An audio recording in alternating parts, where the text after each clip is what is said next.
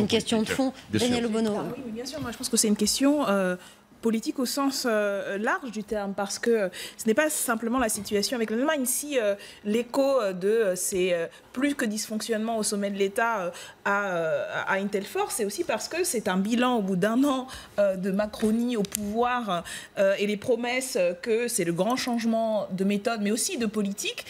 Il y a quand même une désaffection sociale et économique. L'état de l'économie, c'est pas la grande relance et la libération des énergies qu'on nous prônait depuis un an. Donc c'est dans ce contexte aussi économique et social, avec des prévisions de croissance revues nettement à la baisse. On aura le débat sur le budget. Tout n'est pas que dans le chiffre de la croissance. Il y a eu 10 indicateurs positifs qui ont été présentés ce dimanche. Je pense que c'est dans ce contexte aussi qu'il faut comprendre le fait que le pouvoir est d'autant plus fragilisé qu'il n'a plus de légitimité, y compris sur ses bases qu'il avait lancées. Mais juste, pour finir là-dessus, je pense que c'est aussi une crise politique au sens plein, parce que c'est une crise de la méthode de pouvoir. Et la méthode de pouvoir, c'est aussi de la politique, parce que les gens sont prêts à faire beaucoup de sacrifices pour autant qu'on les respecte, pour autant qu'on a le sentiment que au moins le pays est géré et organisé. Que le sacrifice a un sens. Voilà. Et là, ce que l'on voit, non, excusez-moi, aujourd'hui, on sait qu'on n'a plus de ministre de l'Intérieur, parce que franchement, ne pas savoir, il l'a expliqué. On sait que Monsieur le Premier ministre, qui est quand même le chef du gouvernement, ne sert à rien. Et la séance des questions au gouvernement, du Premier ministre, qui est d'ailleurs salué par les Français. Enfin, en l'occurrence, heureusement qu'il était là, mais la séance de questions au gouvernement, Édouard Philippe, aujourd'hui. Non, mais c'était quand même... Oui, c'est son job, pardon qu'il fait son job. Une question peut-être sur la 5e République, où il y a des ajustements à faire. Il y a plus que des ajustements. Monsieur Édouard Philippe a dû se dédire. Quand il était à l'Assemblée, il nous a affirmé, avec beaucoup de force et de virulence, il avait manqué de flegme cette fois-ci, que tout allait bien, et il est obligé de dire aux sénateurs ensuite que finalement, en fait, on va envisager le remplacement. Mais c'est un épiphénomène par rapport à l'objectif. L'objectif, c'est la transformation. C'est pas les jeux d'arène dans un hémicycle. Oui, mais ce n'est pas une question de jeu d'arène. Vous faites trop de jeux d'arène dans l'hémicycle. Ce n'est pas une question de jeu d'arène. C'est la représentation nationale. Monsieur Édouard Philippe a insisté sur la Constitution. Et quel respect y a-t-il pour la représentation nationale quand Monsieur Collomb n'est même pas présent au banc pour expliquer à la représentation nationale? Regardons où on va. Excusez-moi, je suis député. Vous l'êtes aussi, et vous savez très bien que c'est devant la représentation nationale. Dans l'action du gouvernement, mais je ne vais pas dans ces points. Ce que nous représentons, c'est-à-dire le peuple, que le gouvernement doit rendre des comptes. Et M. Édouard Philippe était incapable d'expliquer la situation. Vous reconnaissez aussi que vous voudriez que ça avance plus vite. Moi, je reconnais c'est ce que vous dites sur ce plateau. Mais je trouve que l'erreur qui est ici, c'est sur l'épiphénomène de l'instant.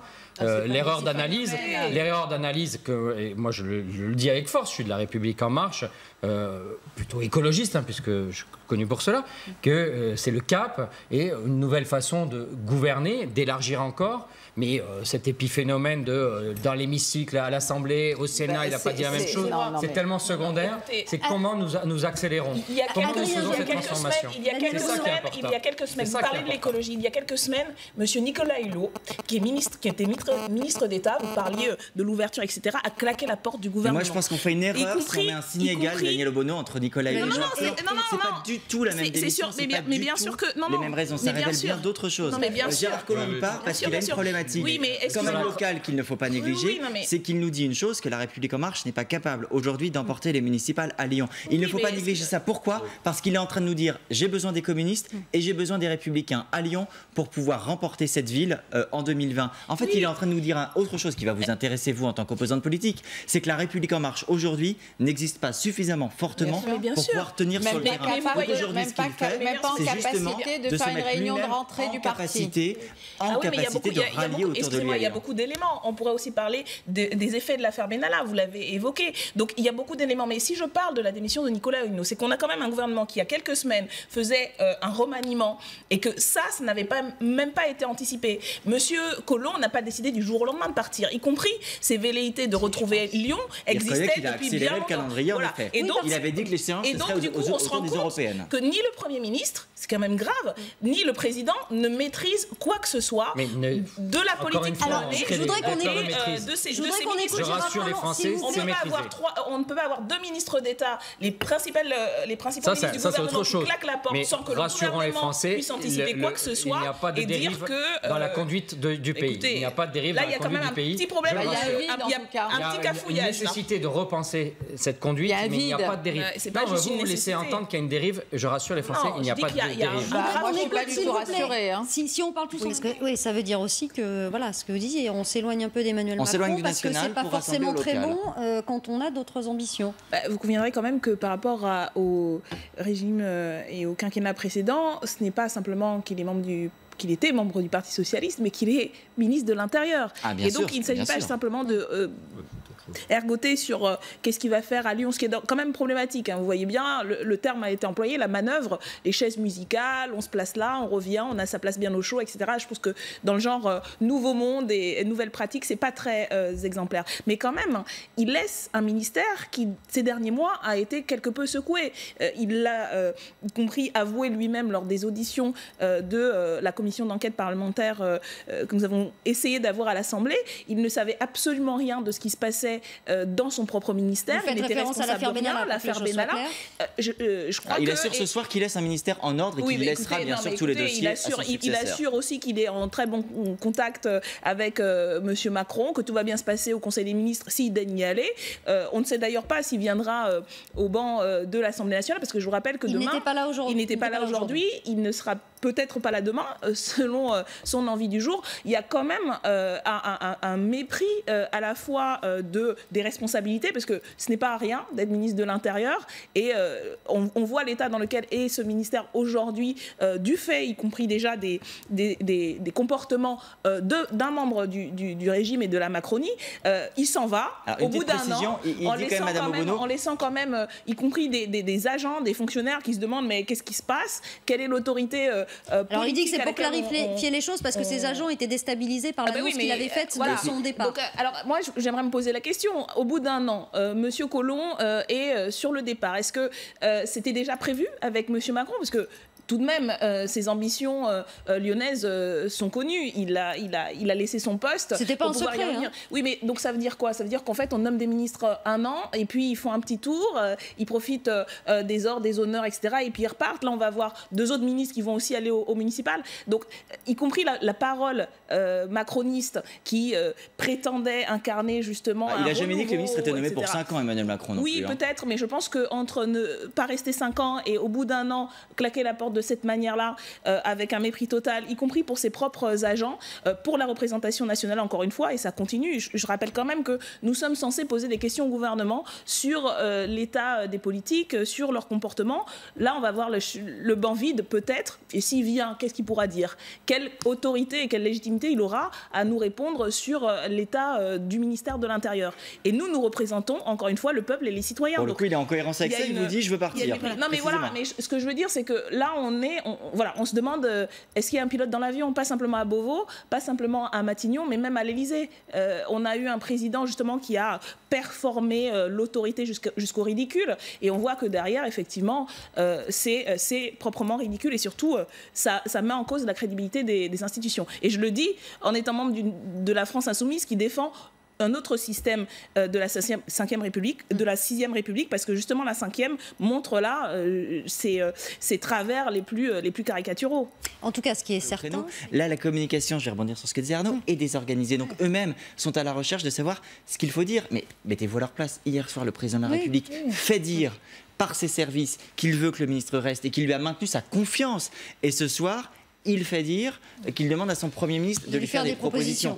Franchement, on peut accabler les députés de la majorité, mais là, pour eux, c'est impossible de savoir quel est le bon élément, parce qu'imaginez ce que va dire Emmanuel Macron demain, il faut pouvoir anticiper. Il faut être dans la tête d'Emmanuel Macron pour le savoir. C'est aussi un retour de bâton, comme je disais tout à l'heure, sur le système de gouvernement. C'est-à-dire que quand on a un pouvoir qui concentre autant, y compris les éléments de communication, Monsieur Macron s'était enorgueilli qu'il était le seul responsable durant l'affaire Benalla. Il avait fallu qu'il se montre aux députés de la majorité pour qu'ils se réveillent en plein milieu de l'été et retrouvent les éléments de langage. Donc on a un pouvoir qui a poussé jusqu'au bout tous les excès de la 5e République. Et tout d'un coup, effectivement, il a choisi de ne plus avoir de fusibles. Mais donc, du coup, c'est de l'intérieur que Monsieur Collomb se saborde. Et ça paralyse, comme on l'avait vu, et de manière assez spectaculaire pendant le débat de cet été, qui était un fait divers aussi. On nous a répété ça sans cesse, et on voit quand même que ce fait divers-là ce n'est pas le seul élément, mais a encore ses impacts aujourd'hui. Donc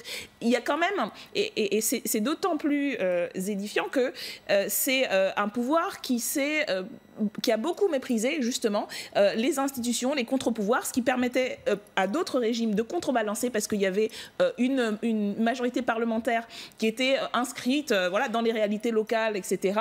Il y avait voilà, une expérience politique et tout ça on a balayé d'un revers de main en disant que c'est le vieux monde, etc.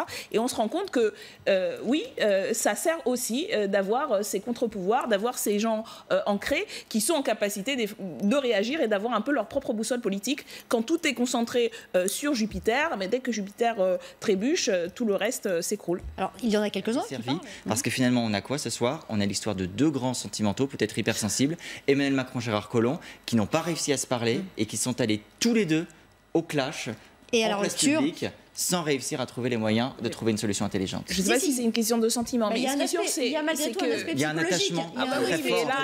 Là, c'est quand même voilà, un rapport de force politique qui s'est instauré et ça fait plusieurs mois que ça s'est instauré. Et je pense que quand nous avons vu M. Collomb à l'Assemblée nationale pendant l'affaire Benalla, ce n'est pas une question de sentiment. C'est quand même un des aveux pour lui, déjà, de découvrir les agissements de ce personnage dans son ministère. Ils ne se sont même pas parlé aujourd'hui. Gérard Collomb et Emmanuel Macron ne se sont pas parlé. Mais sur M. Philippe, je pense que c'est pas...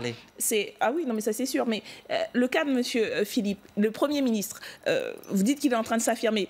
Moi, ce que j'ai vu à l'Assemblée nationale, c'est un Premier ministre qui ramait énormément pour affirmer une forme d'autorité. Je vous rappelle quand même qu'il est nommé par le Président de la République, mais il est responsable devant le Parlement. Et quel sens de la responsabilité, quelle crédibilité nous pouvons accorder à un Premier ministre dont on voit que tout lui passe par-dessus de la tête, de l'affaire Benalla à l'affaire Collomb, en passant par l'affaire Hulot, parce que là aussi, il n'avait pas été prévenu, que ça a été en direct. Le Président de la République non plus, en l'occurrence. Oui, mais moi, en tant que député, c'est à M. Philippe que je demande des comptes. Quand nous avions parlé de la censure, quand nous avions demandé de voter là, voilà. Et donc, il est responsable devant le Parlement parce que nous sommes les représentants du peuple. Et c'est aussi à travers ça, je pense qu'il faut lire cette crise. On a au sommet de l'État... Mais vous demandez le départ d'Édouard Philippe ce soir?